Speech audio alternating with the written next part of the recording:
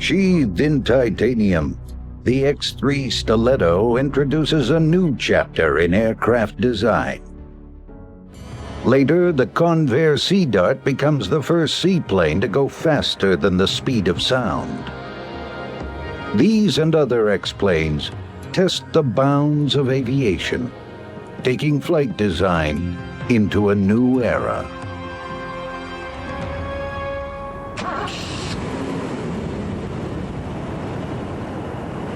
Not all of the X-planes have been spectacular successes.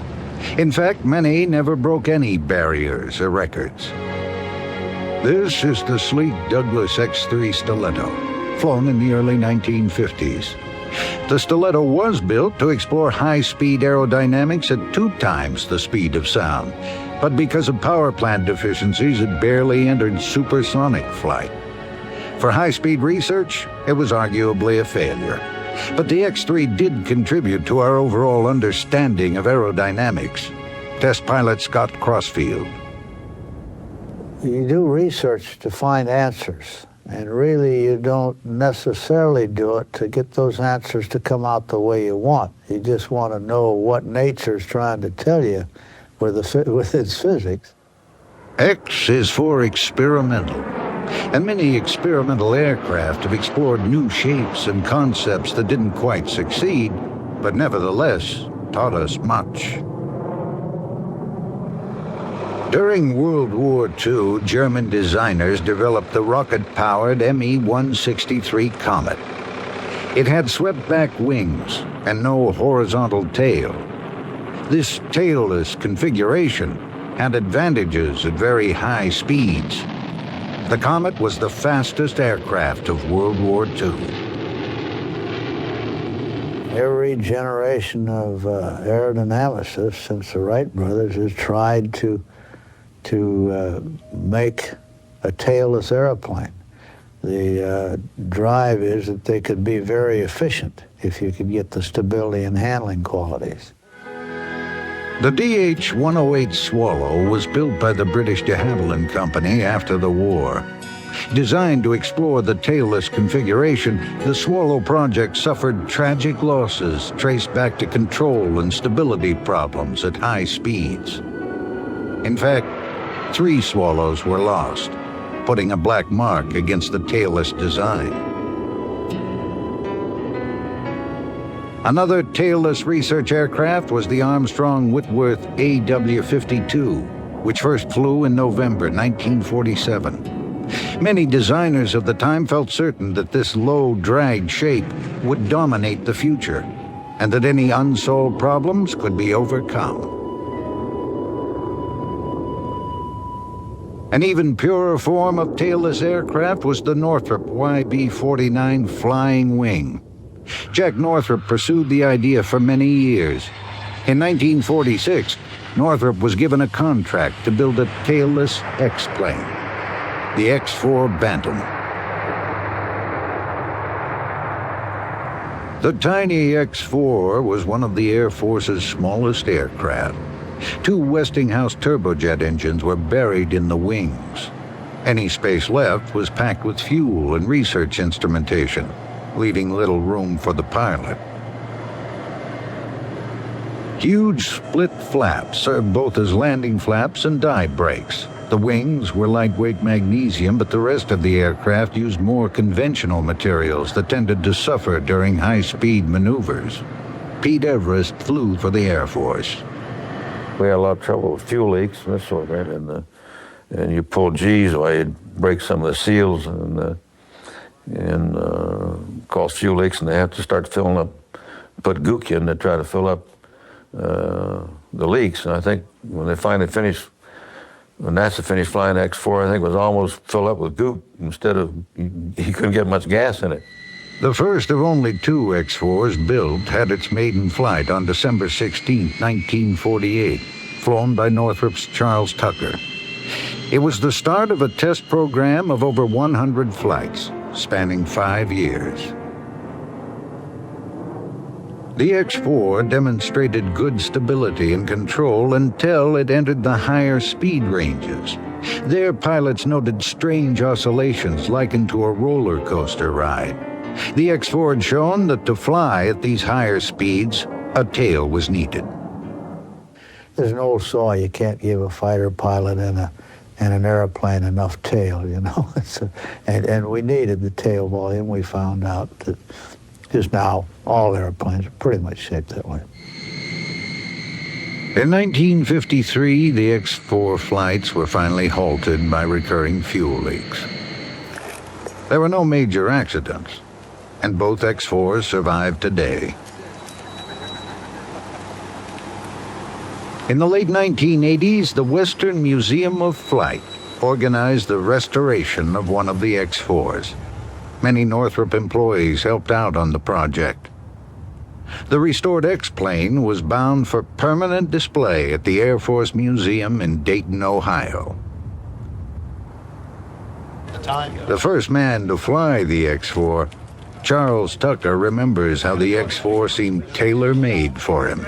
It was a tiny airplane and I was a little fellow. They needed somebody about my size to fit, and apparently I had the qualifications. This was one of the first small airplanes to use the all-hydraulic control system, which you have to have to go fast these days. The human pilot can't handle the control forces. It was a research success because it demonstrated what was at that time unknown about what the aerodynamics of a tailless airplane was, transonic speeds, and we learned what it was, and so as a result it was a success in that sense, but it told us that we ought to try other avenues to get good transonic airplanes, and we did. The X-4 taught us that we'd have to find other ways to gain the benefits of the tailless configuration, and we have. Despite political controversy, the Northrop B-2 is a successful tailless aircraft. It overcomes the configuration's problems with synthetic stability provided by computers. This is the Convair XF-92A Dart, built to research the flying characteristics of the Delta wing. Test pilot Scott Crossfield flew the Dart on many occasions, including its final flight. That was our first Delta, and really it was the one that filled out initially the data bank that's been used in France and Sweden and everywhere else in the world where they've leaned towards the Delta configuration, and it contributed a tremendous amount negatively that made us do positive things to correct the problems. At the closing stages of World War II, the designer of the Me-163 Komet, Alexander Lippisch, explored other designs, testing a series of triangular wing shapes. After the war, Lippisch brought his designs to the U.S. and proved the Delta shape had many desirable high-speed qualities. The Convair company showed great interest in these studies and started their own test program. The direct descendant of Lippisch's work was the XF-92A Dart. Convair had given the little jet very thin wings to aid high-speed performance. The tail and wings swept back at an angle of 60 degrees. On September 18, 1948, the XF-92 chalked up the first flight of a true Delta wing aircraft. Many flights were to follow over the next 5 years. Convair, the Air Force, and the National Advisory Committee on Aeronautics, NACA, all put the Dart through its paces in the skies over Edwards Air Force Base. The Delta Promise was a faster aircraft for less power because of the clean aerodynamic shape, a more maneuverable aircraft that performed better at supersonic speeds. The negatives were poor performance at low speeds, a strange tendency to pitch up during maneuvering, high-speed landings, and long takeoffs.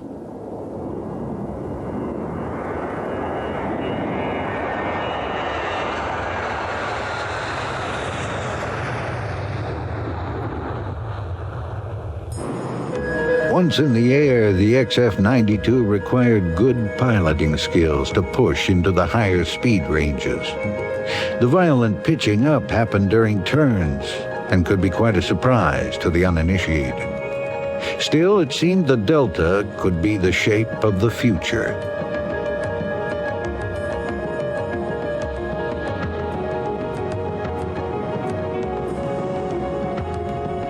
The XF-92A was retired in October 1953.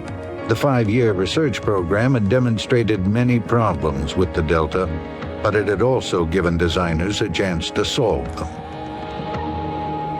And that was a very, very productive airplane, and we only really did a 25-hour research flight on it, a research program on it. And I flew most of that, and we learned an awful lot from the 92.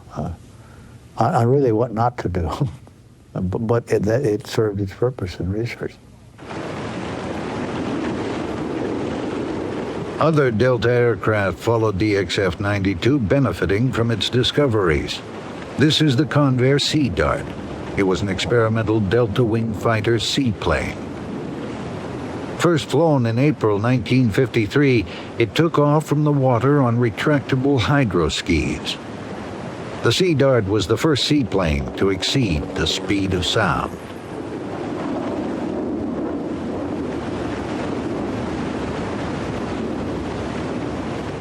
Another Convair-built Delta wing experiment was the XFY-1 Pogo. The Delta shape seemed perfect for an aircraft designed to sit on its tail for a vertical takeoff.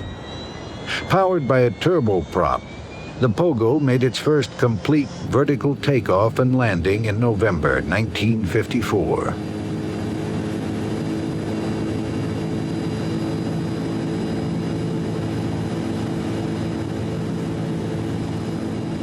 But we learned many ways with fences and devices to get the advantage of the swept wing, which is very good advantage transonically and low drag at low angles of attack supersonically.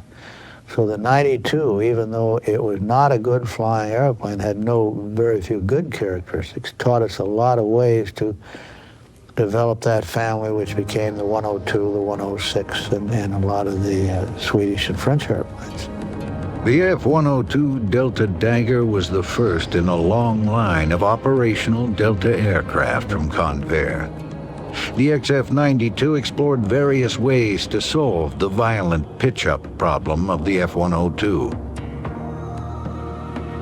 After other substantial redesign work, the F-102 was to go on to a distinguished combat career.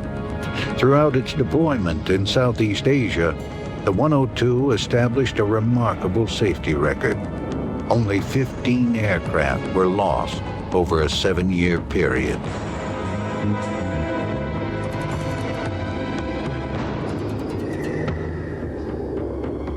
Even more recent developments have drawn on the XF-92A's Delta legacy.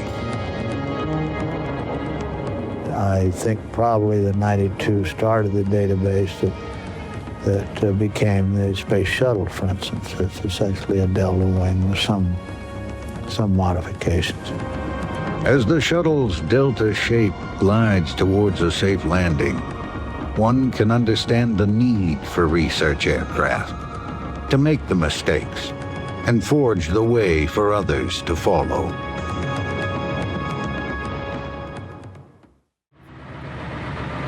Much was anticipated when the sleek X-3 Stiletto was first presented to the public in 1951. Test pilot Pete Everest flew the X-3 for the Air Force. The X-3 was originally built to be the first turbo-powered airplane to go supersonic. Unfortunately, the engine that was supposed to go in it grew too big and wouldn't fit the engines, I should say. So they had to put a lower thrust rated engine in the little bird, which detracted from it drastically. By the time it first flew in late 1952, it was apparent the X-3 would be disappointing.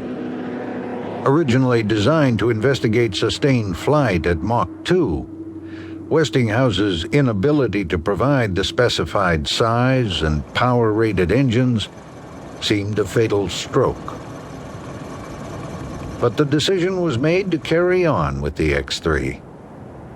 J. Miller, aviation historian. What it became, in effect, was number one, a hangar queen, and number two, believe it or not, a structural and materials test bed more than an actual research aircraft. Beyond performance problems, it proved a true pioneer. This hatch in the X-3's underside was quite novel. The cockpit was enclosed from the top, and you got on the cockpit seat from the bottom, and then you had a little elevator that brought you back up into the cockpit. And then they closed the door underneath you. And of course, that was the first airplane with downward ejection. This escape system was an attempt to avoid the high-set tail during a bailout. The designers had at one time included ideas of a jettisonable nose section. Evacuation on the ground could be through the removable cockpit side windows. The razor-thin wings, machined out of a single block of aluminum, spanned only 22 feet. The long nose contained 1,200 pounds of instrumentation. One of the X-3's most significant technological contributions was the use of titanium. It was light and strong with a high resistance to heat, but it had always proved difficult to work with. Douglas pioneered new practical ways of fabrication and construction with titanium that are still used today. A bonus of the X-3 program was its contribution to the development of new standards for aircraft tires. We had to take off from the leg bed because it had such a long takeoff run. We had to strip all the tread off the tires because it would throw tread. And I think it lifted off at about 230 knots and took a long time to climb at altitude. When it finally made it into the air, the X-3 must have been a great disappointment to the pilots. A great body, but what a shame about the engine. Because it was so underpowered, it probably didn't provide too much data. Probably wasn't worth all the cost and the money used to get it airborne after it lost its larger engines. But aesthetically, the X-3 stirred the imagination for what it might have been. It looked pretty, yeah. It looked like a dagger ready to go. The X-3 flew only 50 times. Its most important flight took place on October 27, 1954. Test pilot Joe Walker experienced an abrupt loss of control, and his attempt to correct it had the reverse effect. However, he finally did regain control. Bravely, he tried inducing the problem, and again found the same loss of control. Walker had by accident stumbled across the phenomenon called inertia coupling. The occurrence of this on a test plane packed full of precision recording instruments was a godsend.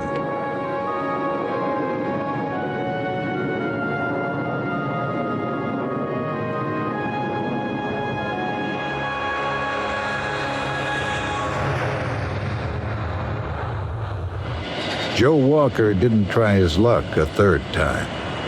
This flight had inadvertently unlocked the door to the mystery that had claimed several new F-100 Super Sabres. To fly aircraft at supersonic speeds safely, this problem needed to be solved. The data from this flight made the once redundant X-3 invaluable, and inertia coupling less of a mystery. Later on, I think an additional 20 flights were flown wherein he specifically went up in the X-3 and explored this phenomena. And from that data that was gathered during the course of these 20 additional flights, aerodynamicists began to get a grip on what the problem was. Only one X-3 was built. It survived its flight test program. and was retired after its final flight on May 23, 1956.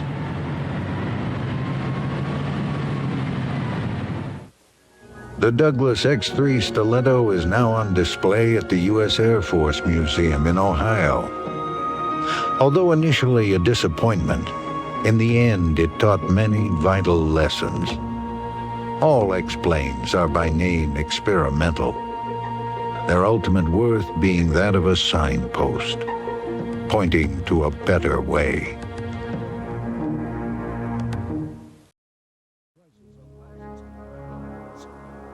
Inspired by a captured German aircraft of the Second World War, the X-5 pioneers the in-flight adjustable wing. Proving the concept works, the X-5 sets the stage for future designs. And it's with the F-111 and the F-14 Tomcat that the swing wing finally comes of age.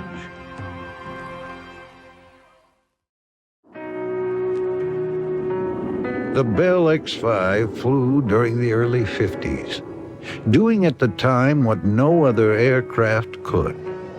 The X-5 could transform its shape from a straight wing to a sleek swept-wing aircraft in mid-flight.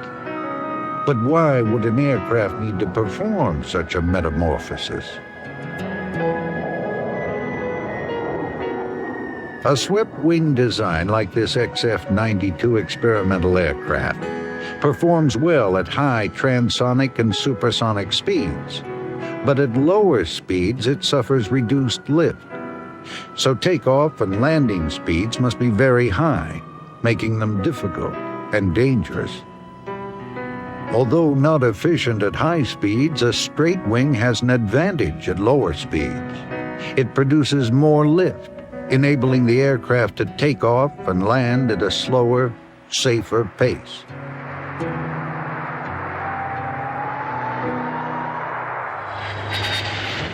During the final months of World War II, the Allies swept across Europe discovering exciting new technology. Jet aircraft, data, plans, and personnel were taken back to the U.S. These were the fruits of war. Before capture, this Messerschmitt P-1101 with its ground-adjustable wings was used to test different wing sweep angles. In 1948, Bell Aircraft began development of a variable swept-wing aircraft with the P-1101 as the starting point. J. Miller, aviation historian. With the P-1101, because it was a ground-adjustable system, there were essential elements missing. An example is that ground-adjustable variable sweep wings require no mechanical system in order to articulate those wings while the airplane is flying. So first and foremost, you have a weight element. This, in turn, is one of the things that helped dictate the size of the X-5. Again, aerodynamically, it was based on the P-1101, but those are the only similarities between the two airplanes. Bell technicians put a great deal into developing the X-5's wing. It would delay the project for over a year. One complication was the fairing around the wing roots. Another problem, as the wings moved, they changed the aircraft's center of gravity. There were three essential points with the X-5's design. Number one, the airplane was designed to accommodate a center of gravity changes as the wings swept forward and backward. Number two, they were designed to accommodate what are called center of pressure shifts, which are the end product really of airspeed and altitude.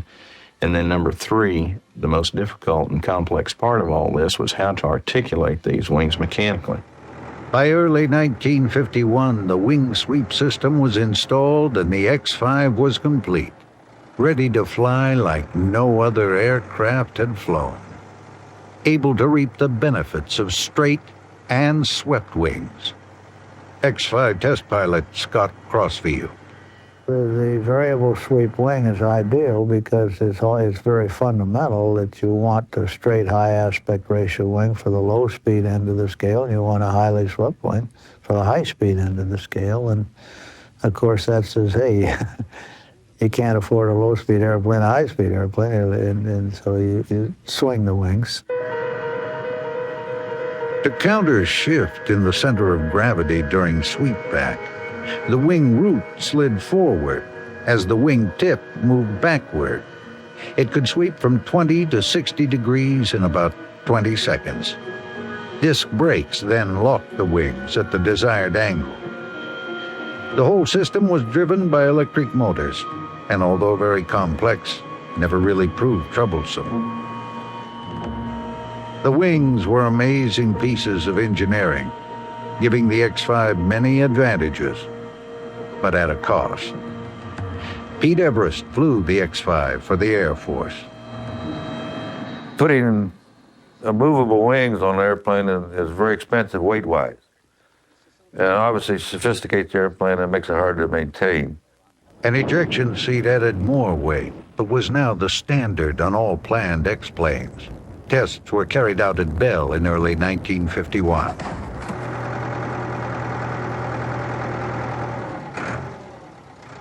At around the same time, with the X-5 tied down on the Bell test ramp, the first engine run-ups began.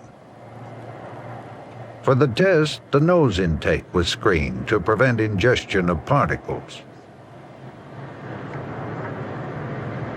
These early runs showed an engine cooling problem, so the standard fire precautions were adhered to. The Bell-modified Allison J35 turbojet could produce 4,900 pounds of thrust. After a series of static runs, structural tests, flight control tests, and more, the X-5 was ready for its first taxi trials. These were initiated in April 1951 at Bell's Wheatfield plant by test pilot Gene "Skip" Ziegler. The landing gear of the X-5 had been a major challenge. The placement of the engine, although efficient and easy to maintain, had complicated its design. The high-set canopy provided good visibility, and the cockpit, unlike most X-planes, was quite roomy. With the basic tests completed, the X-5 was to be sent to Edwards Air Force Base to begin its flight program.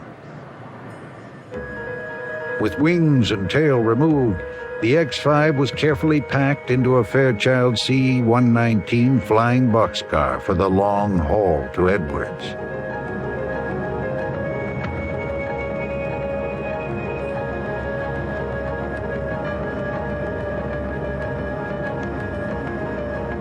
On June 9, 1951, the first X-5, packed snugly in the C-119's hold, flew out of the Bell plant in upstate New York, bound for Edwards, high in the Mojave Desert.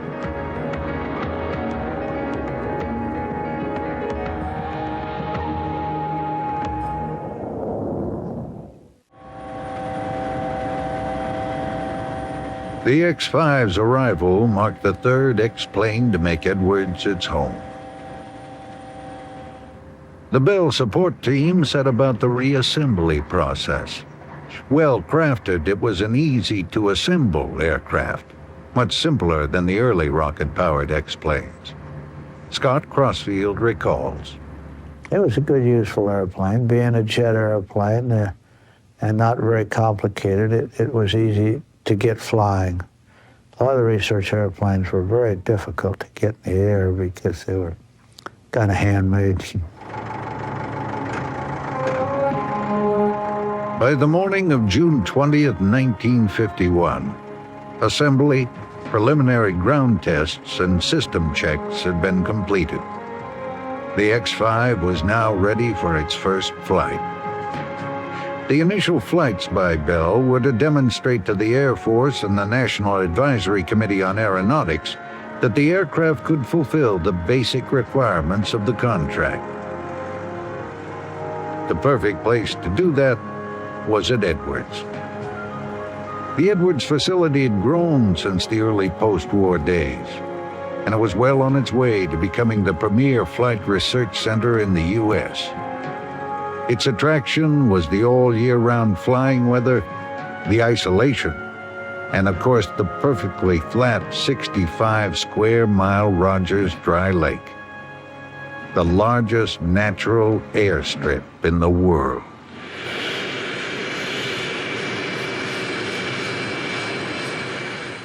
Chief pilot of Bell's flight research program, Gene Ziegler, would complete the evaluation flights. The X-5's high-speed takeoff run stretched across the vast dry lake. After 3 years of development, the X-5 was finally up and away. Its first flights were at low speed, and the wing sweep system wasn't operated. In the sky, the X-5 displayed characteristics that wouldn't exactly endear it to pilots. It was a lousy flying airplane because it was a compromise of design where the thrust axis, the drag axis, and the principal axis weren't coincident, so anything you did gave it a lot of spooky dynamic motions, and we learned to fly around that. The first in-flight wing sweep occurred during its fifth flight on July 27, 1951.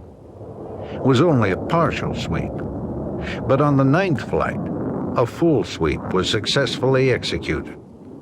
The X-5 was now the first aircraft to transform itself in flight into a completely different kind of plane. This central feature was a great bonus. We couldn't afford to build an airplane with 10, 15, 20, 30 degrees of sweep, so we had a little cruder way of doing that by sweeping it in flight and getting comparative data over the entire sweep range up to 60 degrees. During the X-5's pre-production, many doubted the worth of its unique abilities. There were many aircraft that had 20, 40, and 60-degree wing sweeps, and they'd already furnished mountains of data. So what could the X-5 provide that was new? Unlike conventional aircraft, the X-5 could be redesigned in mid-air.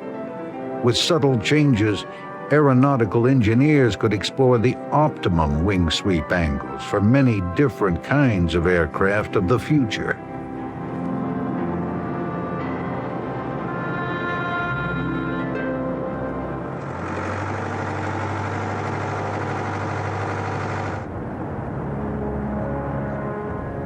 The beginning of the 50s saw unprecedented growth at Edwards. The Korean War was stimulating the expansion of the facility, which now boasted a population of around 5,000. Projects like the X-5 were an important part of a growing database demonstrating how to build better, safer, and more efficient aircraft. These were the golden years of flight research.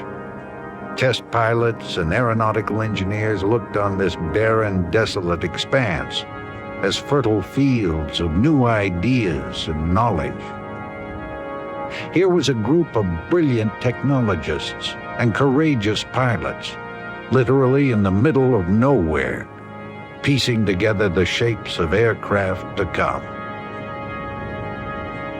The National Advisory Committee on Aeronautics, or NACA, was the forerunner of today's NASA. Each X-plane was packed with NACA test equipment, and findings were disseminated to all fields of aviation research and development. The parched winds that blew across Rogers Dry Lake signaled the blustery winds of change.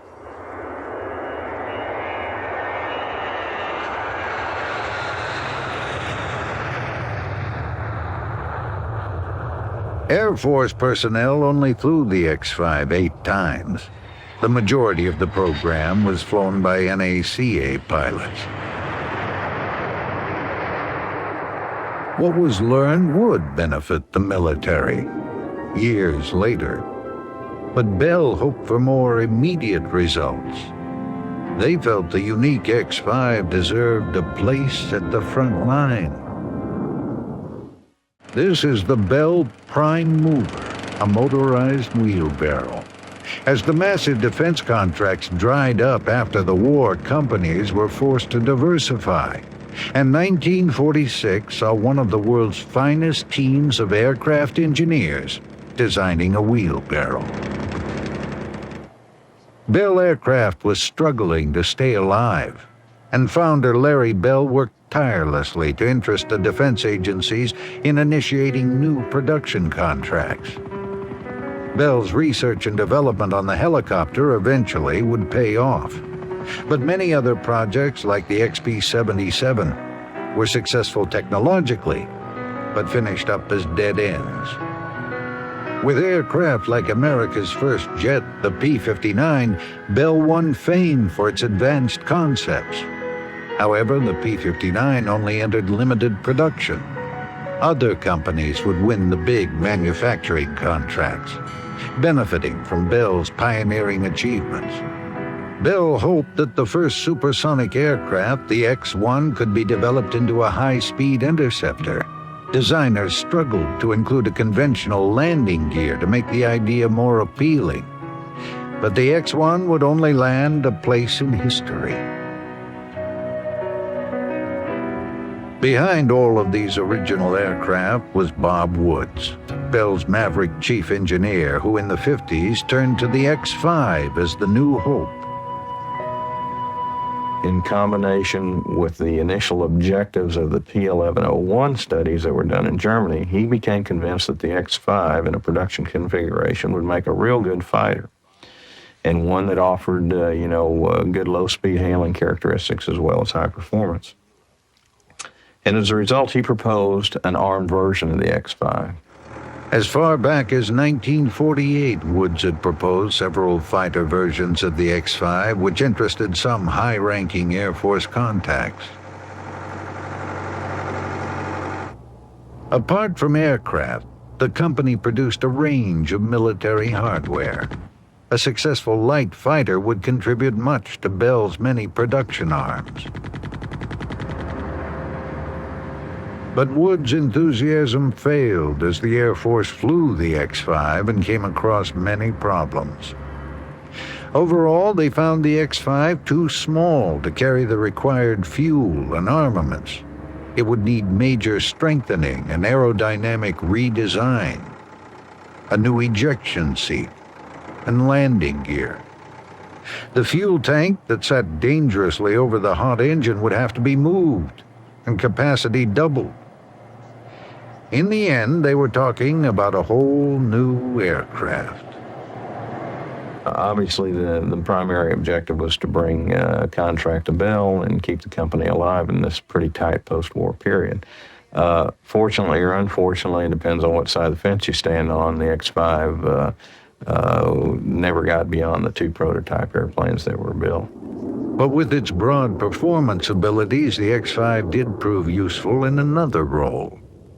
The airplane was found to be reasonably dependable. It was reasonably easily maintained.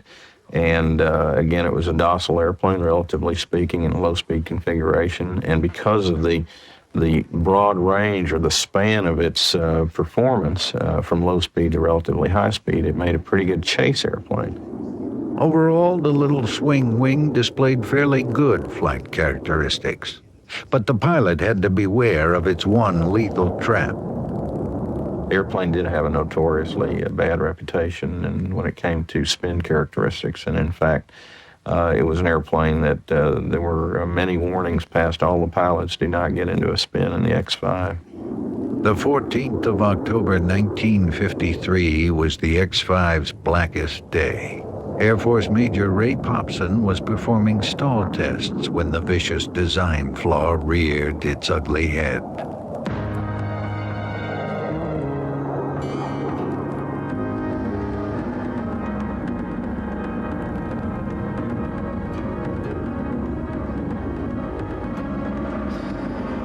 That airplane killed Popson. He got into a spin around 9,000 feet, and it took about 10,000 feet to get out of a spin in that airplane. He just never had an opportunity to get out. And I was flying. I wasn't chasing him that day, but I was listening to him and told him how to get out of a spin, and it didn't work. We never know why. The X-5's legacy was to lay dormant, but it was the seed of knowledge for a new kind of plane. Overall, it proved that a variable sweep wing, jet-propelled, high-performance aircraft could be built. And that plane was the General Dynamics F-111. The first prototype flew in 1964. It was the first operational variable geometry aircraft to fly. Although it experienced early problems, it went on to operate around the world and distinguish itself as a truly great combat aircraft. The swing wing's advantages have proved invaluable to the Navy. The premier ship-based fighter is the F-14 Tomcat. Its ability to fly such a broad flight profile dependent on variable swept wings. The Bell X-5 flew for only 5 years, the program ending on October 25, 1955. Although a flawed design, the little swing wing paved the way for others to follow. The F-111 stands as one of the most debated aircraft in U.S. military history. Despite facing numerous challenges during its early deployment, it evolved into one of the most powerful strike aircraft in the Air Force's arsenal. Designed for multi-role missions, the F-111 introduced cutting-edge technologies like variable sweep wings, enabling peak performance at various speeds, and a terrain-following radar system, allowing low-altitude, high-speed flight over shifting landscapes. However, efforts to adapt it into an interceptor ended in costly failure.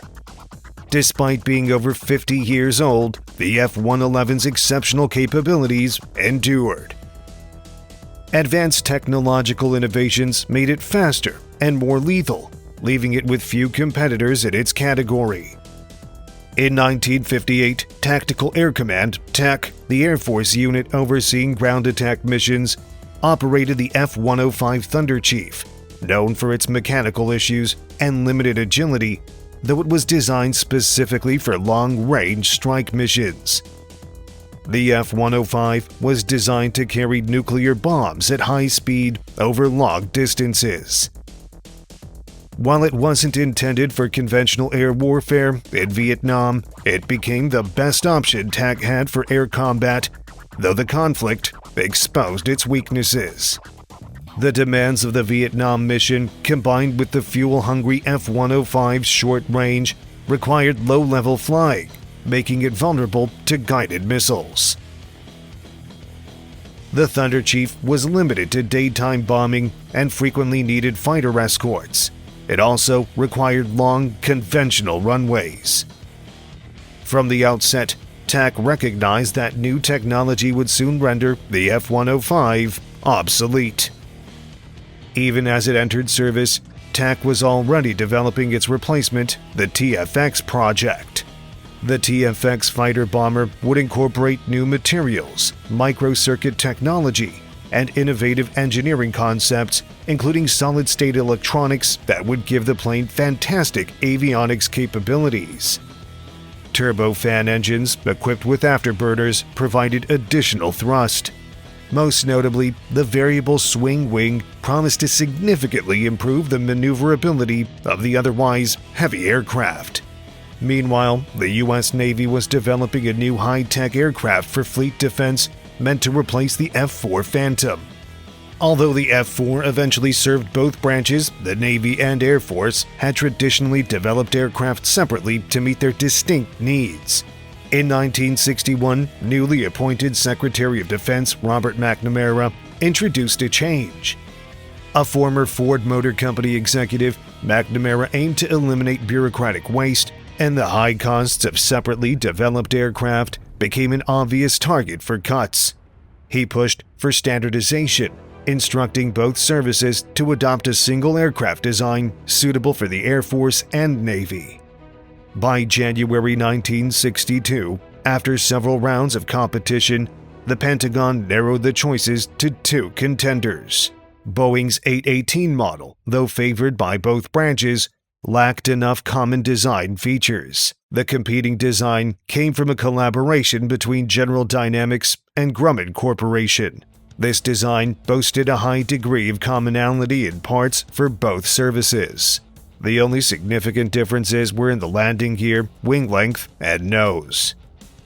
Here are mock-ups of the two nose designs, the Navy's B model and the Air Force's A model. McNamara was impressed with the proposal, and in November 1962, an order was placed for 18 Air Force and 5 Navy aircraft. The plane was now designated the F-111. Assembly took place at General Dynamics' Convair Division plant in Fort Worth. Remarkably, the first pre-production model was completed 16 days ahead of schedule. And just 25 months after the contract was signed, the first F-111, an Air Force A model, took flight. The F-111's twin-seat configuration featured a unique crew capsule that could be ejected as a complete unit using rockets at any speed, altitude, or even underwater. Once landed or surfaced, the capsule served as a survival shelter. Additionally, the F-111 was the first aircraft to enter full production with afterburning turbofan engines. The F-30 engine provided fuel efficiency and extended range, while the afterburners enabled rapid takeoff and boosted speed. The General Dynamics design further maximized range by utilizing every available space for fuel storage. Even without external wing tanks, the F-111 boasted a range of over 2,500 nautical miles. With aerial refueling or external tanks, the aircraft could operate virtually anywhere, anytime. Without external fuel, all wing hardpoints were available to carry a vast array of weaponry, while additional ordnance could be loaded into the internal bomb bay. The F-111 was versatile enough to deploy almost any weapon in the Air Force's arsenal, from the M61 Vulcan cannon to freefall nuclear bombs. It could also release foil as an electronic countermeasure and flares to mislead heat-seeking missiles. One of the TFX project's original requirements was the ability to land on short, improvised runways, which General Dynamics achieved with its innovative high-flotation, variable terrain landing gear. Another groundbreaking feature was the terrain-following radar, which allowed pilots to select a flight altitude as low as 200 feet. Once set, the aircraft could fly at speeds over 600 miles per hour using forward-scanning radar to automatically adjust altitude, ensuring safe and precise low-level flight. In manual mode, the F-111 allowed pilots to use radar-gathered information displayed on cockpit instruments, enabling night and all-weather flight while staying low enough to evade radar detection.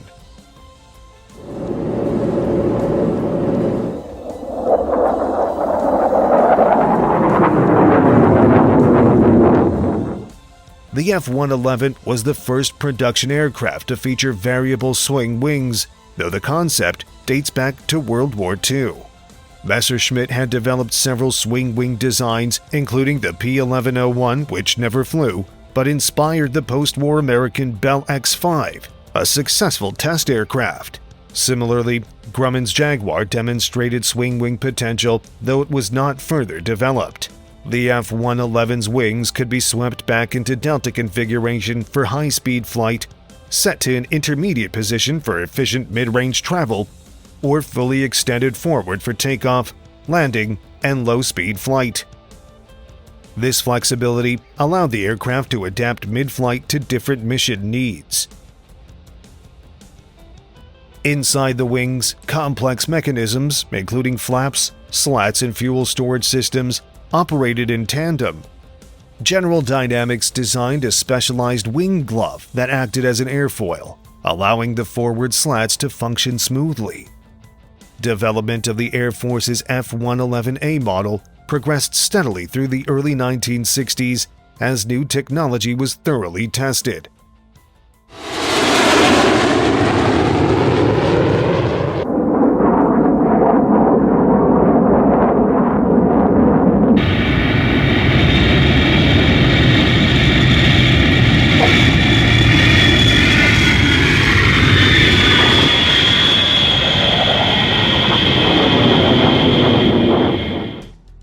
Both General Dynamics and the Air Force were satisfied with the performance of their cutting-edge aircraft. However, Grumman, tasked with developing the Navy's F-111B variant, encountered more challenges. The Navy was displeased with the B model, but due to Secretary of Defense McNamara's emphasis on standardization, they had little choice but to proceed with it. Unfortunately, the F-111B prototypes were too heavy for carrier operations, and two costly weight reduction programs failed to shed the necessary 20,000 pounds. Worse still, these modifications severely compromised standardization. Although the F-111B was an impressive aircraft, it never entered service. In July 1968, the Navy canceled the F-111B program in favor of developing its own dedicated fleet defense fighter, Grumman's F-14 Tomcat. Meanwhile, the Air Force pressed on with the F-111A, launching the Harvest Reaper program to prepare it for combat. By early 1968, after 8 months of testing, the decision was made to deploy the F-111 for real-world combat evaluation in Vietnam. 6 F-111A aircraft from the 474th Tactical Fighter Wing were deployed from Nellis Air Force Base to Thailand, where they operated out of the Royal Thai Air Force Base at Tak Ly. This combat testing and evaluation program, known as Combat Lancer, positioned the F-111s within striking distance of North Vietnam.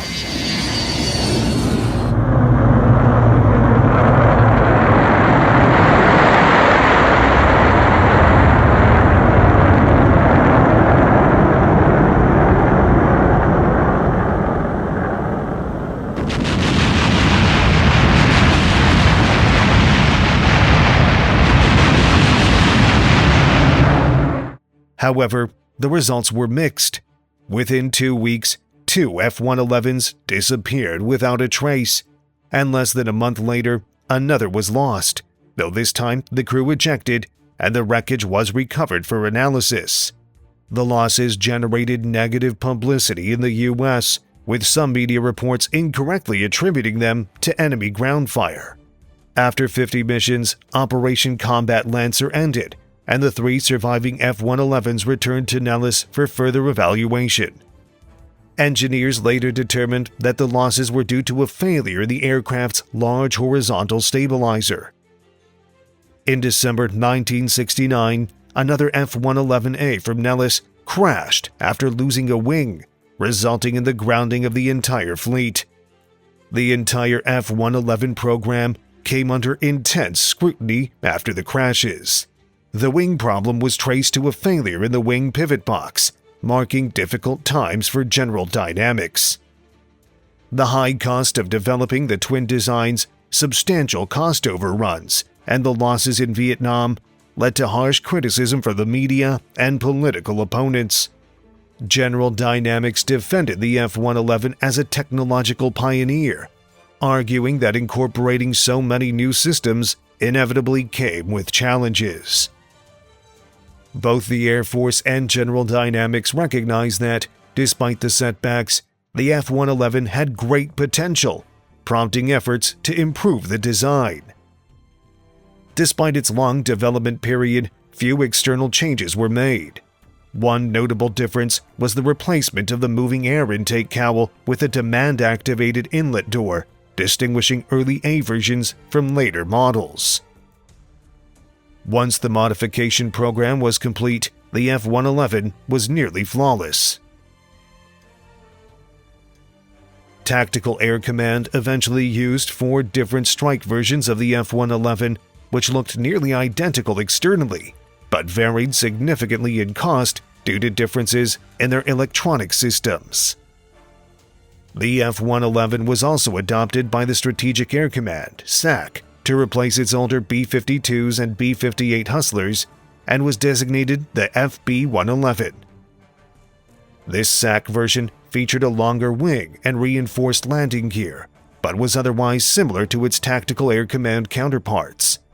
Originally designated a fighter, the F-111 also served as a strategic bomber alongside B-52s.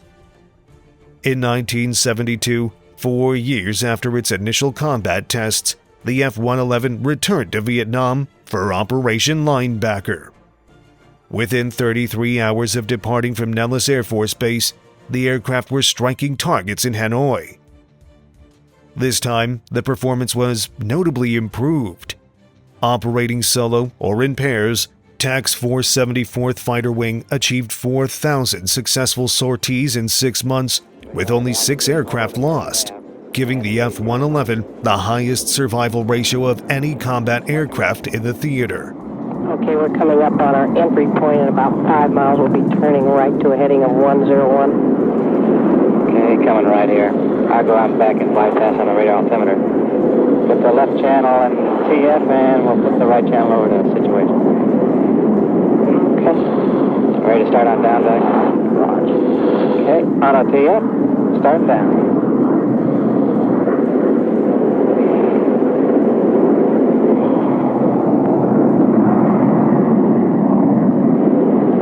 Okay, I'm picking up the ground returns now. The attitude indicator looks good.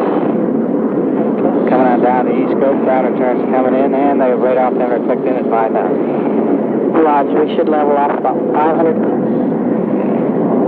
Get down to 1,000 here now, coming up 700, 600, and it's leveling off real fine, 550.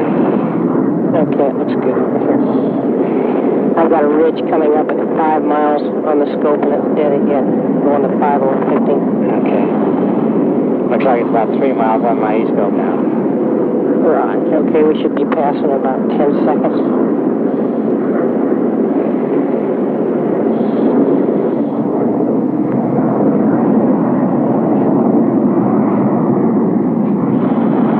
Okay, I'm going to target, and we're in target, and I'm picking up returns. It looks good. Crosshairs are falling good. Got the captain's mark.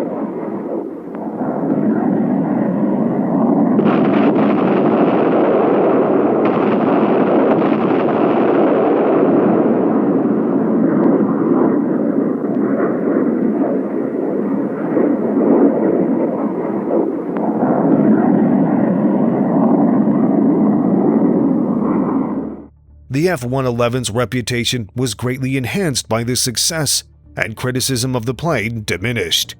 The effectiveness of the swing wing concept was later validated by the Soviet Union, which modeled its Su-24 Fencer closely on the F-111 design. 2 major modifications significantly increased the F-111's capabilities, one of which was developed by Grumman, the company behind the Navy's F-111 model.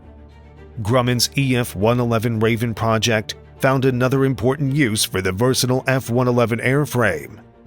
This initiative involved taking early model F-111s, stripping them down to their basic components, and then completely rebuilding them as electronic countermeasures platforms. In the Raven, a second crew member operates advanced equipment to disrupt enemy radar, creating a protective shield for other attacking aircraft. The Raven can be deployed in 3 ways.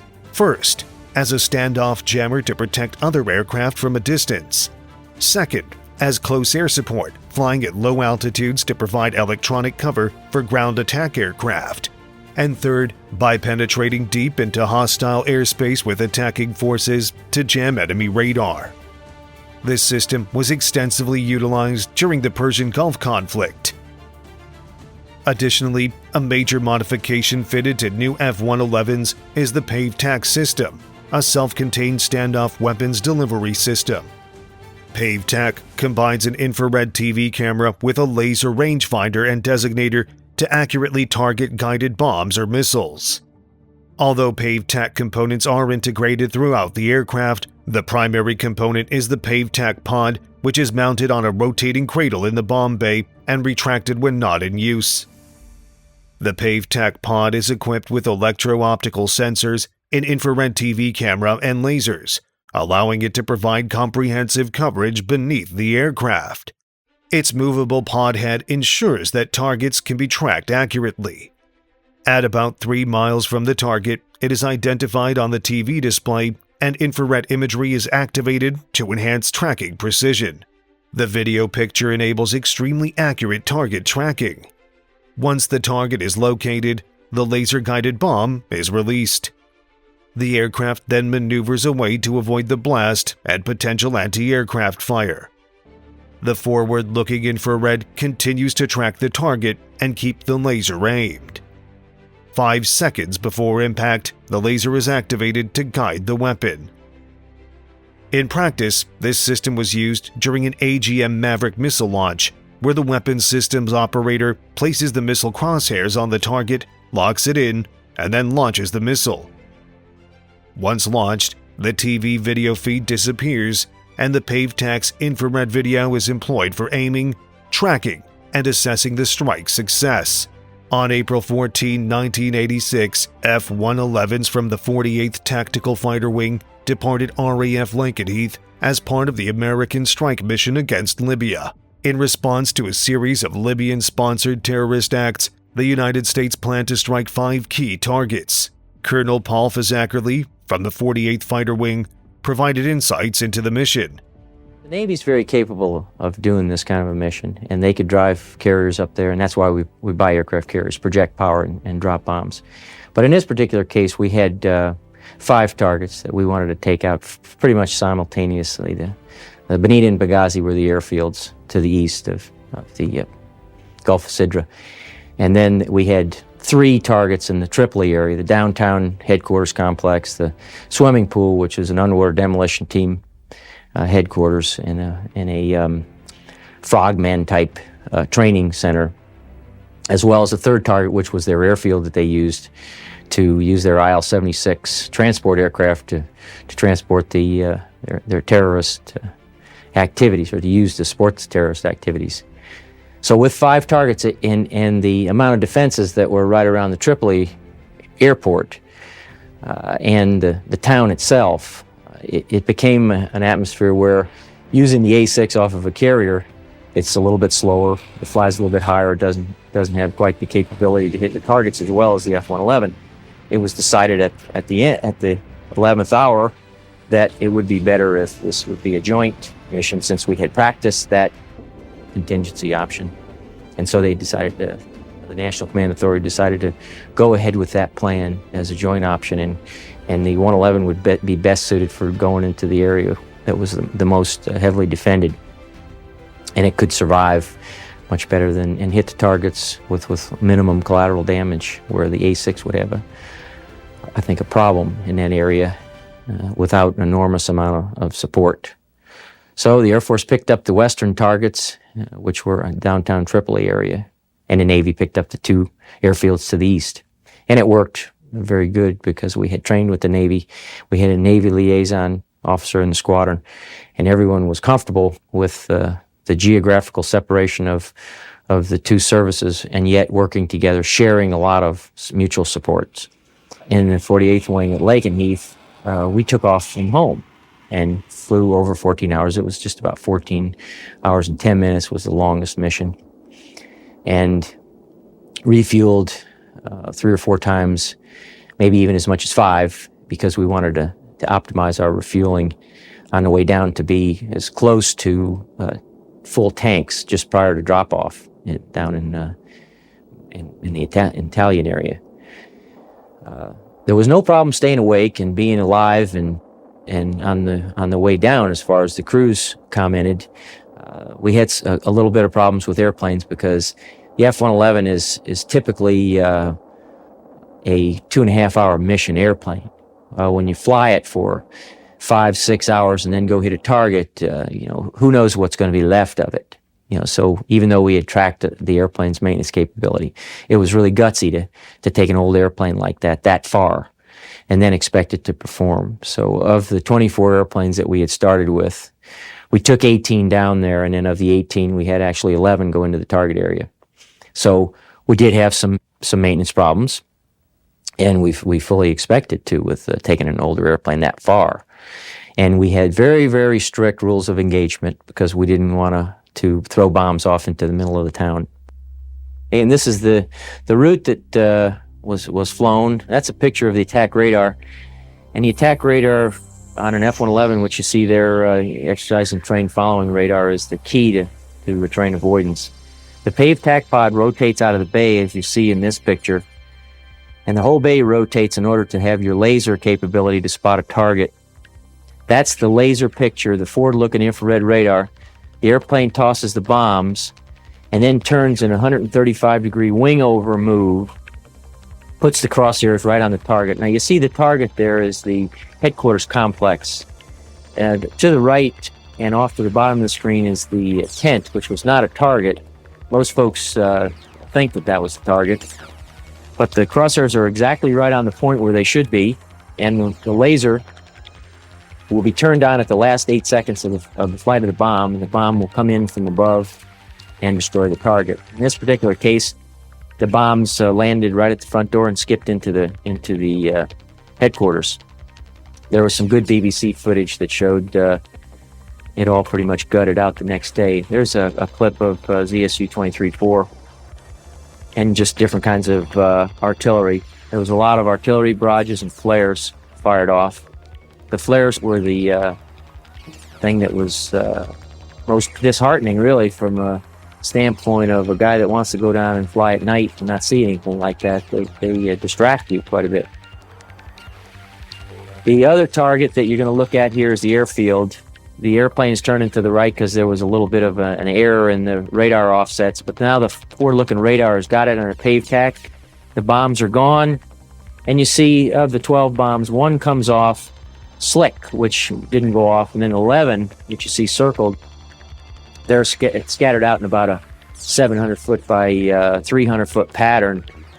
They would go ahead and take out the IL-76s on the ramp at the Tripoli airport. And then you see a rear view of them hitting the targets. And then after the mission, we would the strike force would fly out into the Gulf and be protected by the Navy in case someone was chasing you, and then right on out the same way we came in, with a couple of refuelings on the way home. What you like to see is every single airplane hit every single target with perfect footage of the film. Well, that just doesn't happen. So we had a lot of folks that had to pull off to avoid collateral damage. We had people with airplane problems, and a lot of folks have said, "Well, the airplane just didn't hold up, and there was problems, and there was it didn't do the mission as well as expected." Well, the mission was to have visible damage on 3 targets. You just saw very, very vivid visible damage on 2, and there was another tape of the third, which shows the swimming pool with the water draining out of it. That was the mission. And that's all that counts, is if you can show that you have destroyed or had visible damage on those 3 targets that were tied to the terrorism activities. And with those tapes, it's obvious that the mission was accomplished. And that's the overall good part, is that it was accomplished. It was accomplished by the F-111, an old aircraft. The aircraft is still accomplishing those type of missions. I think that the F-111F, the one with the laser capability, will be with us for quite a while. And hopefully, my own biases are that we get those kind of capabilities tested and worked into some of our newer airplanes, especially ones that we can put on aircraft carriers and project that kind of precision power. Although Robert McNamara's vision of a multi-service fighter bomber did not fully materialize, the aircraft he approved evolved into one of the finest tactical and strategic bombing platforms. The F-111, with its versatile airframe, also excelled in the critical role of airborne electronic warfare.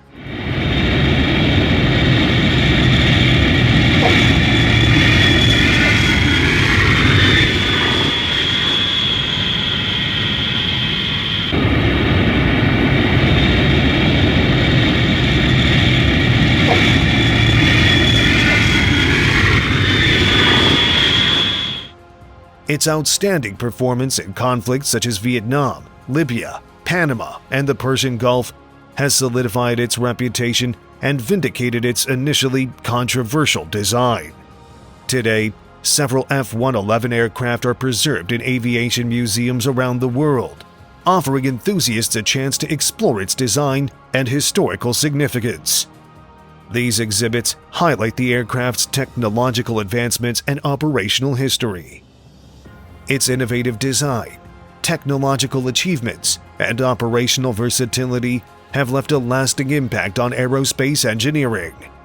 The F-111 Aardvark remains a significant milestone in military aviation history. From its development in the 1960s to its retirement in the late 1990s, played a crucial role in modern air warfare. Reflecting on its legacy, it's evident that the F-111's influence extends far beyond its years of active service.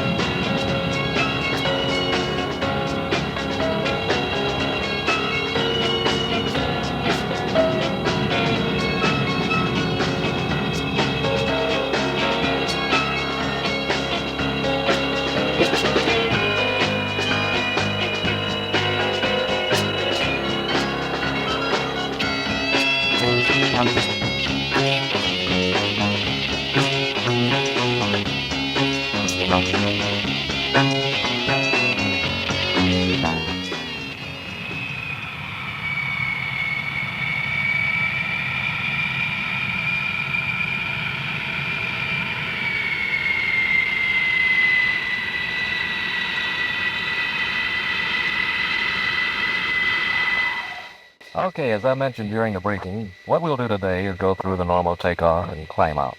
We'll go up to 20,000 feet and go through some wing sweeps. After you get the feel, we'll check out some of the normal flight characteristics. Then we'll come back, okay?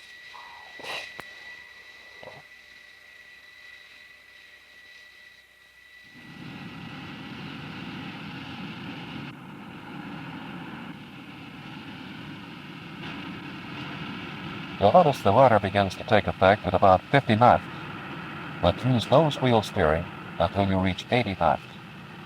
Be careful you don't start your rotation too early. The procedure is to lead your takeoff speed by 15 knots. The ideal is to arrive at your takeoff speed and your 10-degree pitch attitude simultaneously, and she flies herself off. And watch that angle. The tail bumper hits at about 13 degrees. You have to use a little forward stick right after takeoff to stop the rotation. The main thing is to hold a 10-degree alpha during initial climb. When you retract the gear and flaps, you'll have to correct for a slight nose-down pitch, but the trim change will be small. It's recommended that you retract the flaps in 2 steps to prevent big alpha changes. You will also see the angle of attack increase to make up for the loss of lift when the flaps are retracted. I'm going to extend the slats for a minute to show you what will happen if you exceed 270 knots with the slats extended. What happens is that you may get a 2 cycle per second pitch oscillation. This will continue until you either reduce your airspeed or retract the slats. How soon after the flaps and slats are retracted can you sweep the wings? Immediately. The wings should never be moved during any asymmetric or high G maneuver, but as soon as you're in a clean configuration, the wing should be swept to 26 degrees. This is the position for climb at most high-altitude subsonic flight. Notice you get an alpha increase as the wings come back. This takes place anytime the wings are moved. You remember why? Because it changes 2 things, the lifting capacity of the wing and the center of lift. These 2 plus the center of gravity, that is, the center of the aircraft weight, influence tail force. As the wings come back, movement of the wing mass moves the center of gravity back, and the center of lift is moved back, but a greater distance than the CG. An aft sweep reduces the lifting capacity of the wing. The end result is a nose-down pitch, which means that more up elevator and increased angle of attack is needed to maintain level flight. This up-elevator change also causes a slight reduction of lift. That's right. The reverse, of course, is true when you sweep the wings forward. It must be hard getting a balance between speed, wing sweep, and alpha. Not especially. Your angle of attack indicator is the best guide. As you increase airspeed, alpha will decrease slightly because as your speed increases, the wing can lift the same weight at a lower angle of attack. To maintain your desired alpha, you sweep the wings back a little. This, you recall, reduces the wing's lifting capacity, and the angle of attack must be increased a little to maintain level flight. Doesn't command augmentation help maintain proper angle of attack? No, it's only effective during maneuver flight. What happens is that when you move the stick in order to command G's, the pitch damper adds enough elevator to get the maneuver started. At low speeds, when control effectiveness is low, stick movement is augmented by the damper to give you the needed large elevator deflection. As the speed increases, less elevator deflection is needed, and the damper works to give you less deflection with the same stick movement.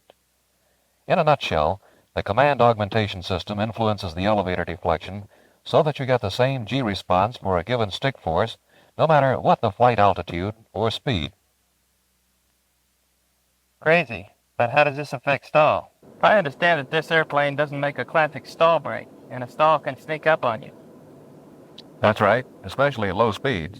You just have to be careful about applying large up-elevator commands with slats and flaps extended, because the command augmentation system can give you high pitch rates and large angles of attack in a hurry. So you should keep a check on the alpha indicator during all pitch-up maneuvers. But you still get plenty of stall warning, even though there is no buffet to speak of. When the sum of the pitch rate and the angle of attack equal 18 degrees, the rudder pedal shaker is activated. I can feel it. This is as high as you should normally take it in alpha, but let's go on up so you can see what happens. When you get close to 25 degrees, you'll notice wing rock and loss of directional stability. This is your signal that unless you stop your alpha from increasing, you'll enter post-stall gyrations and become susceptible to a spin. What fools you is that control effectiveness remains good even at these high alphas. In the clean configuration, the characteristics of high alpha are about the same, except you'll feel buffet even before you reach limit alpha. This buffet becomes stronger as you increase angle of attack. Again, there isn't much G feel, so you've got to keep an eye on the angle of attack indicator. You still get rudder pedal shaker as you approach limit alpha, and when you get about 22 to 25 degrees alpha, wing rock begins. At 28 degrees, post-stall gyrations will probably occur, and you can get into a spin. But elevator control is good, and you can quickly recover. What about roll control?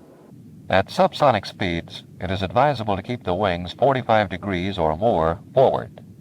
This allows spoiler operation for maximum roll control at the lower speeds. What kind of control do you get with the wings back so far that the spoilers won't operate? Very good. There are no problems as long as you keep your speed up. But if you lose speed at these high sweep angles, you develop a high sink rate. If you fail to notice this, you can lose a lot of altitude in a hurry. To get out of this, you can increase speed or sweep your wings forward. Okay, let's go transonic. In preparation for transonic flight, the wing should be swept back to about 50 degrees. This locks the spoilers out, and all roll control now comes from the horizontal stabilizers. At subsonic speeds, this does reduce the roll control, and it is recommended that under these conditions, rolls should not exceed 60 degrees of bank. At high speed, roll performance is good due to the high dynamic pressure and low angle of attack. Some slight directional trim changes may be noticed during transonic flight, especially at altitudes lower than 25,000 feet. Below 10,000 feet, there may be a slight Dutch roll and a little buffeting, but this passes as you go supersonic. Otherwise, she slices right through. At high altitude, supersonic flight is pretty routine throughout the entire Mach range. Response and damping characteristics are good. Wing sweep should be full aft to obtain the best performance. You can make a quick deceleration by sweeping the wings forward to 50 degrees to increase drag. This allows you to either maintain your power or to pull it back. Trim changes are small during these sweeps. Okay, let's get ready for our approach and landing. For penetration, the wing should be swept to 26 degrees. so that later you can use the slats and flaps. For landing, it may sometimes be necessary to move the wings farther forward. Why not go straight to 16 degrees? Wouldn't this give even better low-speed performance? For one thing, your speed would be slower. But the main thing is you've got to watch your aft CG limits. For instance, flying at 10 degrees alpha, as you do during your approach, your elevators are deflected upward. Your total deflection available from 0 to maximum is 25 degrees. If you're pulling 12 degrees, this leaves plenty for control during landing. But if your CG is too far forward, the elevators will have to be deflected farther to hold the nose up. This cuts down the amount of available control to an unacceptable limit, in this case, 5 degrees. On the other hand, if your CG is too far aft, the airplane becomes unstable and hard to fly. This is why you can't always land with a 16-degree wing. An important thing to remember is that the elevator position gives you a clue as to the location of your CG relative to both the forward and aft limits. With wings at 26 degrees, the elevator trailing edge must be between 6 degrees and 14 degrees up. With the wings at 16 degrees, the elevator trailing edge must be between 4 degrees and 9 degrees up. What happens if your wings are as far forward as they'll go, and your CG is still too far forward? Then you'll have to shift the CG aft by fuel management. Obviously, you can't wait until you're on your final approach to adjust your CG. For this reason, a center of gravity check is mandatory before making your approach. When you're in a 1G attitude below 10,000 feet, with 26-degree wings and speed brake retracted, and the indicated airspeed is between 250 and 300 knots, check the elevator position indicator.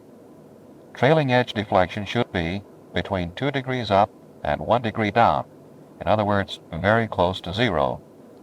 If the trailing edge is too high, the center of lift can be eased forward by sweeping the wing forward to bring the trailing edge within tolerances. If the trailing edge should be too low, you must either move the center of gravity forward or the wings aft. Obviously, you've got a problem here because you can't go back beyond 26 degrees and still have your slats and flaps. This means that if the trailing edges are still too far down, you'll have to manage fuel to bring the CG forward. This procedure is critical in order to ensure a stable airplane and plenty of elevator control during landing. You should be making your turn to downwind at 250 knots. When straight and level on your downwind leg, put the gear down and extend the slats. When you extend the slats, you'll get a small pitch oscillation. Under 250 knots, this will decay within 5 or 6 cycles. At higher speeds, it will probably hang on until your speed drops. The flaps are extended by a two-step procedure. First, to 15 degrees, then when the speed drops below 220 knots, pull down. When on final approach, at 10 degrees alpha, recheck your elevator position. It's a heck of a feeling to pull the stick all the way back and have nothing happen. In this airplane, acceleration from idle to full military is relatively slow, so you have to keep good throttle control. During low-speed turns, you will get some adverse yaw, but your AYC and yaw damper should take care of this. You should roll out for your final approach with an alpha of about 10 degrees. Keep a close eye on your indexer. Adjust your sink rate with throttle. It should be about 600 to 700 feet a minute. When you come into ground effect, the nose will tend to pitch down. A little back stick will correct for this. Keep your stick movement smooth. Abrupt or heavy moves may momentarily increase your rate of descent. As you begin your flare, reduce your power slightly. The flare should be small, only enough to cut your sink rate about in half. This gives you a positive touchdown with immediate spoilers, so that you don't duck walk down the runway. Do you get much change in characteristics when you're carrying stores? Not significantly. Our next flight will be with external stores. You will notice that stores do kill a little lift, so you will have to fly with a slightly higher alpha.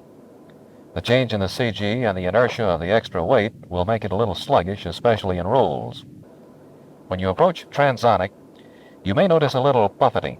This is caused by the shock waves chasing around the stores. Where you really have to take care is landing with stores. External stores move the CL forward, which means you've got to watch that your elevator position is above the lower limit. Internal stores, however, move the CG forward. In this case, you've got to watch the upper elevator limit. In order to get your trailing edge deflection within limits, you may have to manage fuel. Stall characteristics are the same with or without stores, except that buffet starts at a slightly lower angle of attack. The limit angle of attack is the same as without stores. What about air refueling? Do they give you any problems there? Refueling is easy in this airplane either with or without stores.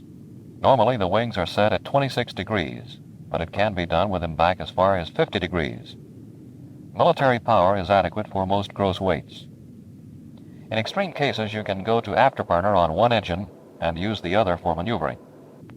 But you'll find that the airplane is pretty sensitive behind the boom, and only small inputs are needed to maintain position. Boy, there's a lot to remember. Generally, there are only a few major points to keep in mind. Never change wing position during asymmetric or high G maneuvers. With the wings at 45 degrees or farther forward, the spoilers will provide improved roll performance. Watch for a rapid buildup of sink rate during low-speed flight with the wings back of 45 degrees. Check the elevator position before making landing approach to ensure plenty of elevator control. The center of gravity adjustment can be made by shifting the wing slightly.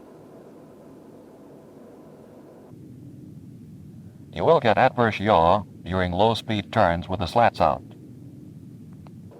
Watch your alpha, especially during the landing approach. Stalls do not have the classic brake and can sneak up on you.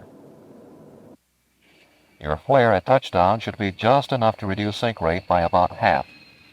This will give you a firm touchdown to activate the spoiler squat switch.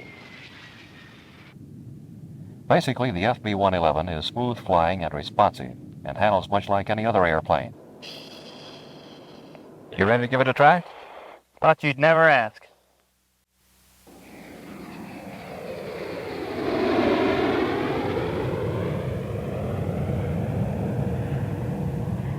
Produced by the Douglas Aircraft Company, who gave the US and the Allies the legendary Douglas SBD, nicknamed Slow But Deadly, and the rugged A-20 Havoc, the Stiletto was a unique piece of engineering. It was the sleekest of the early experimental aircrafts of supersonic speeds. The goal of the aircraft was ambitious. It was to take off from the ground under its own power, climb to high altitude, maintain a sustained cruise speed of Mach 2, then land under its own power. The aircraft was also to test the feasibility of low aspect ratio wings and the large-scale use of titanium in aircraft structures. Nonetheless, although the long and slim fuselage had the looks to accomplish its goals, the X-3 Stiletto fell short of its performance goals. It proved underpowered to the grand idea of reaching Mach 2, as it could barely get to Mach 1. Its testing, though, gave engineers the insights needed to produce the Lockheed F-104 Starfighter. This plane had a similar trapezoidal wing and could successfully reach Mach 2 speeds easily. Today, the Douglas X-3 Stiletto is remembered for its slender look and its ambitious capabilities that distance its design from other iconic Douglas aircraft that were bulky, rugged, and built for intense combat situations. During the 1940s, the jet engine continued to grow as a viable propulsion system for military aircraft. The alternative was rocket power, but these systems were too fuel-hungry and for limited tactical scope concerning fighters or interceptors. The turbojet suffered from some of the same limitations, and this in turn would limit the range and mostly performance of many designs of the post-war period. Consideration was given to hybrid-powered aircraft which retained use of a propeller-turning engine coupled with a rocket or turbojet engine for an increased boost. However, these did not reveal any dramatic performance benefits against the best piston-powered propeller-driven fighters of World War II and thereafter. By the late 1940s, jets continued their evolution to the point that the next major conflict would give rise to the next jet versus jet duels in the skies over the Korean peninsula. From the Korean War came the North American F-86 Sabre and Mikoyan Gurevich MiG-15 fighters, as well as other well-known types. Despite their sleek designs and jet propulsion systems, these aircraft were only able to reach Mach 1 speeds in a dive. What was sought were aircraft who could perform faster in a sustained way and go beyond the Mach 1 ceiling to stay there. In 1941, supersonic flight was still a point of conjecture, a theory yet to be proven. Just how fast could an aircraft go? Is there a limit? In the years leading up to World War II, the U.S. Army requested that Douglas Aircraft Company study the possibilities of creating aircraft designs capable of supersonic speed. The U.S. was about to enter the war. American isolationists had put enough pressure on Roosevelt's government to refrain from joining the global conflict. Nonetheless, the embargo on Japan's expansionist empire was a disguised declaration of war that would detonate sooner than expected. With that in mind, and ever since these Japanese began their aggressive expansion in the mid-1930s, the US made efforts to modernize and grow its military across all branches. The Army, the Navy, the Marines, and the Air Corps began replacing their old equipment and fortifying US territories in Asia if the Japanese decided to attack. No one expected any real threat, but they were wrong. When the Army requested that Douglas design an aircraft capable of reaching Mach 1 speeds or supersonic flights that could break the sound barrier, the company was busy producing the legendary Douglas SBD, or Slow But Deadly. This aircraft would become crucial during the first year of the war, especially in the Pacific, when the US was caught by surprise at Pearl Harbor. From 1941 until the beginning of 1943, the Douglas SBD would be the vanguard of the US Air Corps, fighting off the Japanese Zeros in Midway, Guadalcanal, Tarawa, and the Solomon Islands campaign.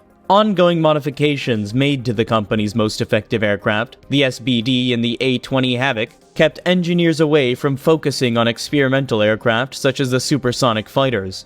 The war effort and the fate of the world came first.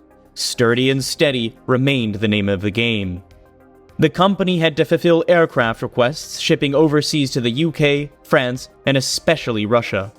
Stalin was desperate to rebuild his air forces after the furious German advance of Operation Barbarossa. In December 1943, when the tide of the war began to slowly favor the Allied nations, the US Air Force again requested aircraft companies to come up with a Mach 1 aircraft. US engineers knew that supersonic fighters and jets were the future of aerial combat.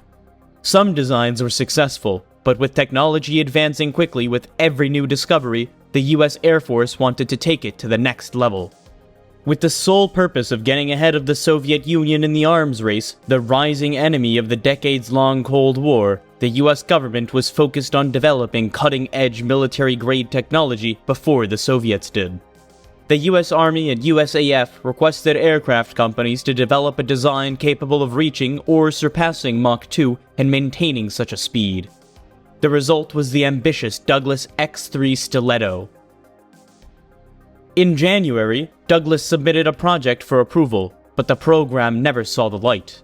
It would not be until June 1945 that the Secretary of War, Henry L. Stimson, approved Douglas's request to develop an aircraft capable of Mach 2 at more than 29,000 feet. The war had come to an end in Europe. New intel gathered from the German engineers gave the US valuable information for further technological advances. The design of the Douglas X-3 Stiletto is the subject of US design patent number 172588, granted on July 13, 1954 to Frank N. Fleming and Harold T. Luskin, and assigned to the Douglas Aircraft Company Incorporation. Fleming led the early effort of putting together the preliminary detailed specifications that now included sustained Mach 2 flight at 30,000 feet for a period of 30 minutes, as set forth by the AAF contract. Douglas began working on an airframe powered by combinations of rockets and jet engines that could produce enough thrust to reach Mach 2. Now known as the Model 499, the research airplane ran into a snag in 1946, when the ARMV's Materiel Command, or AMC, raised concern over the thrust estimates for the turbojet's afterburner. The AMC felt that the estimates were too optimistic, so Fleming and his staff laid out possible twin-jet configurations to address this concern. In 1947, Plans changed when the Westinghouse Company announced it was conducting tests on a unique afterburner-equipped turbojet called J-46. This allowed the Douglas engineers to drop the use of rocket boosters and focus solely on building their new plane around the J-46 jets. When the airframe design was concluded, Douglas and the USAF signed an agreement on June 30th, 1949. This funding provided two Model 499D aircraft, which received the new designation of X-3. Douglas Aircraft was building aircraft with names like Sky Raider, Sky Knight, Sky Ray, and Sky Warrior. This was in keeping with the Sky series of aircraft names the company had adopted. These aircraft spanned the gamut. From a single-engine fighter to a medium-sized jet bomber, the X-3, on the other hand, defied description. The X-3 was to be a breakthrough aircraft, respecting a quantum leap in aeronautical technology, and this may be the reason for the departure from their manufacturer's sky names. The aircraft was named Stiletto. Never had an aircraft design been so visually striking. The Stiletto was stunning from every angle. The airplane exuded speed. It was quite obvious that speed was the intent of the design. The X-3's configuration consisted of a long, narrow fuselage with a high fineness ratio, and two engine inlets high on the center body, beginning just aft of the highly blended cockpit windshield.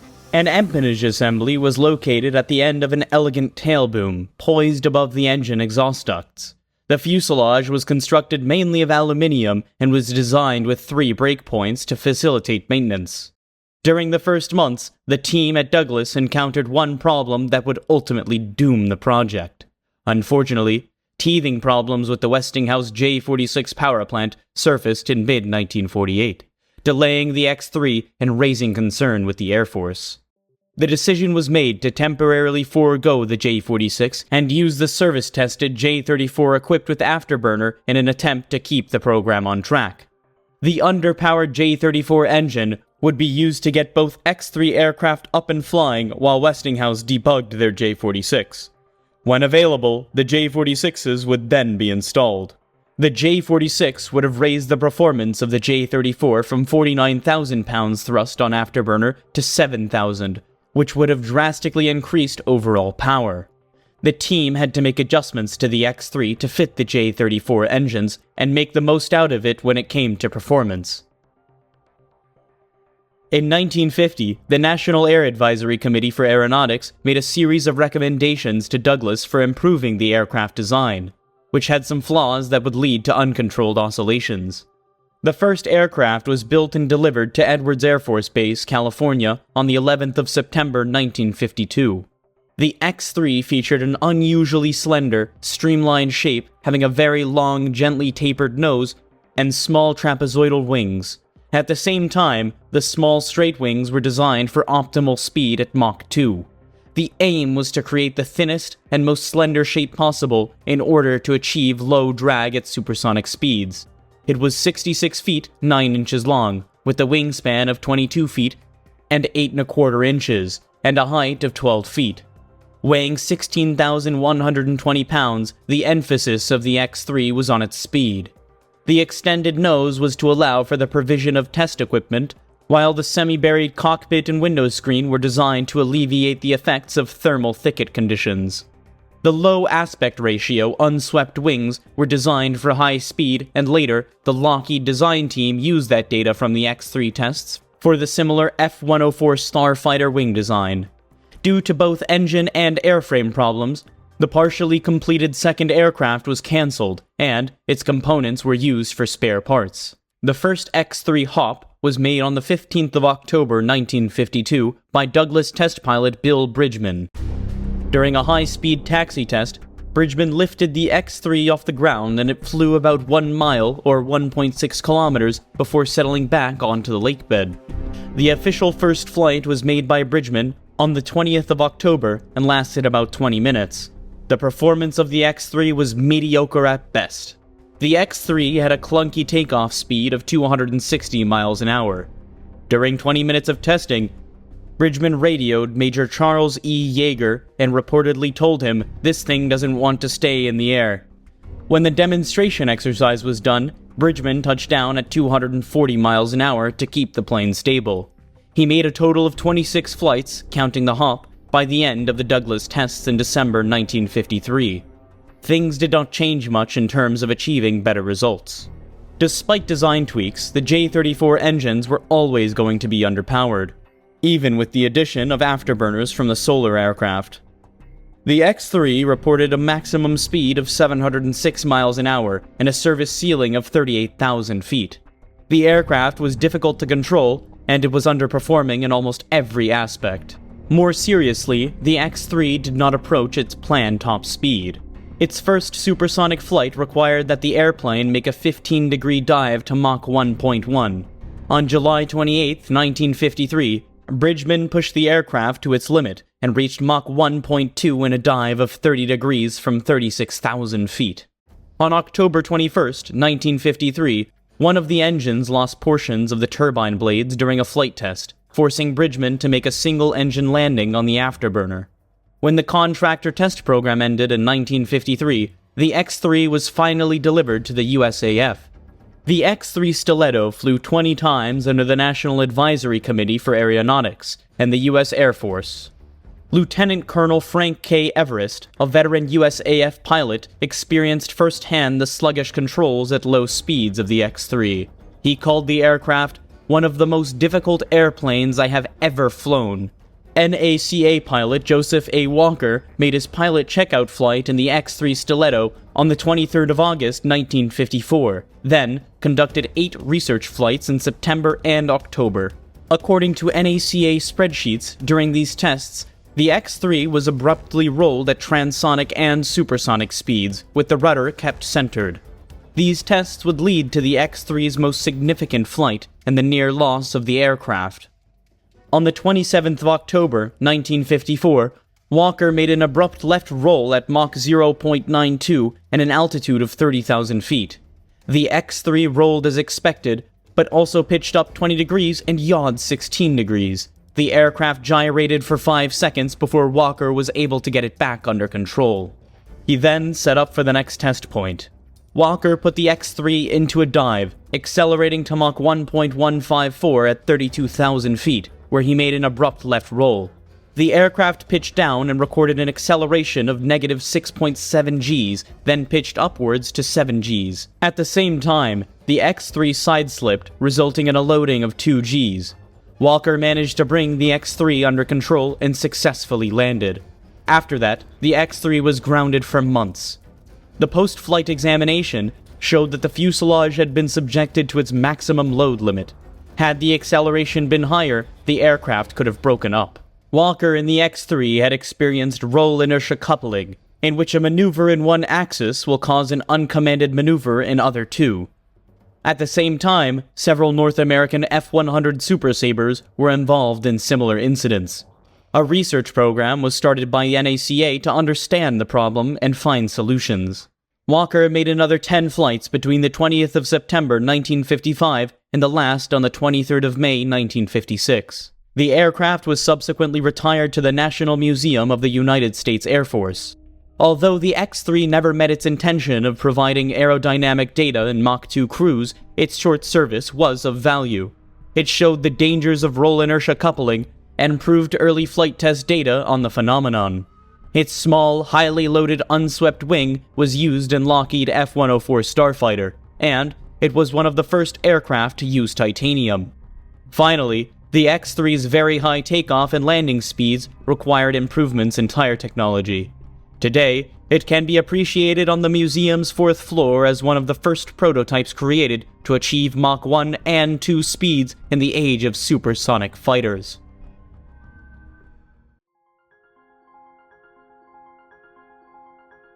Aviation, the art of aeronautics, began with the dreamers, inventors, and daredevils who dared to defy gravity. The journey of aviation was nurtured by pioneers like the Wright brothers, whose first flight marked a historic milestone. The role of aircrafts in world wars was groundbreaking, dramatically changing warfare strategies. This initiated a technological evolution in aviation, transforming the simplistic wings of a biplane into the thunderous roar of jet engines. Let's journey through the ages of aviation. Behind every great aircraft, there were great minds. These visionaries, like Sir Frank Whittle, the innovator of the turbojet engine, redefined air travel. Then there's Skunkworks' Kelly Johnson, the genius behind the SR-71 Blackbird. His designs combined speed, stealth and power, crafting machines that dominated the heavens. The contributions of these pioneers have left an indelible mark on the canvas of aviation, shaping the course of history and inspiring generations of engineers and aviators. Each epoch in aviation history gave birth to extraordinary aircrafts, each with their own unique features and roles. The Lockheed SR-71 Blackbird was a marvel of speed and stealth. The F-105 Thunderchief, a supersonic fighter bomber, was vital in the Vietnam War. The P-51 Mustang, a long-range fighter, was critical in World War II. The P-47 Thunderbolt, a heavyweight fighter, was used extensively in the same war.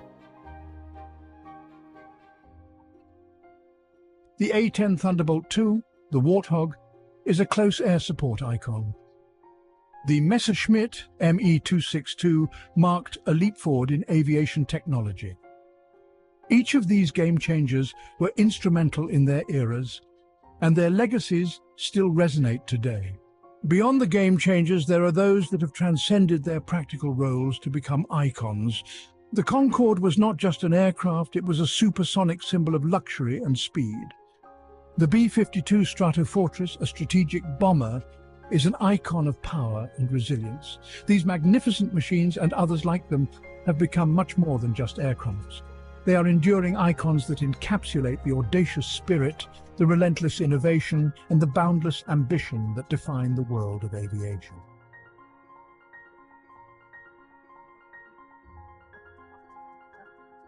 For more amazing aerial footage, and to join us in this incredible journey, check out the DroneScapes YouTube channel.